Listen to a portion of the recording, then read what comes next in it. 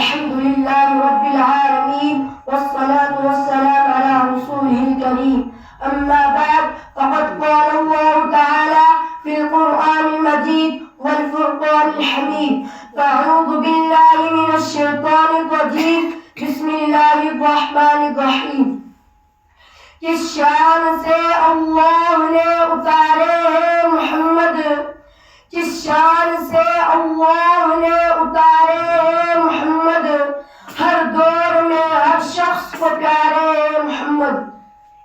جناب صدر عزیز ساتھیوں السلام علیکم ورحمۃ اللہ وبرکاتہ معزز حضرات دنیا میں ہر طرف اندھیرا ہی اندھیرا تھا چاند تھا لیکن بے نور سا تارے تھے لیکن بجھے بجھے سے آفتاب تھا لیکن ڈوبا ڈوبا سا اپنوں پر پتھر پڑے ہوئے تھے دل اجڑے اجڑے ہوئے تھے کہ اچانک میرے نبی صلی اللہ علیہ وسلم کی آمد ہوئی جنہیں رحمت للعالمین بنا کر بھیجا گیا وہ رحمت للعالمین جن کے آنے سے صحراؤں میں چشمے پھوٹتے ہیں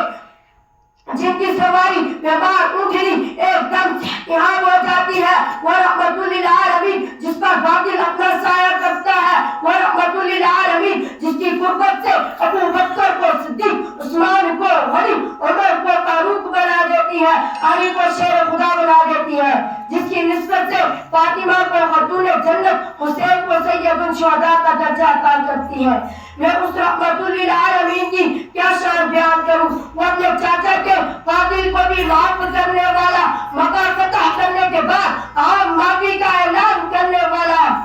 میرا رب جس کی زلفوں کی قسم اٹھائے واللیل اذا سجا میرا رب جس شے کی قسم اٹھائے جسے میرا رب کبھی حبیب کہے کبھی خلیل کہے کبھی طٰہٰ کہے کبھی یاسین کہے اور کبھی مدثر کہے ہاں ہاں صدر علی وقار اس رحمت للعالمین کو میں سجدے میں روتا ہوا دیکھوں جس طرح لب سے لب ملتے ہیں نام محمد کے سبب جس طرح لب سے لب ملتے ہیں نام محمد کے سبب کاش ہم سب مل جائے نام محمد کے سبب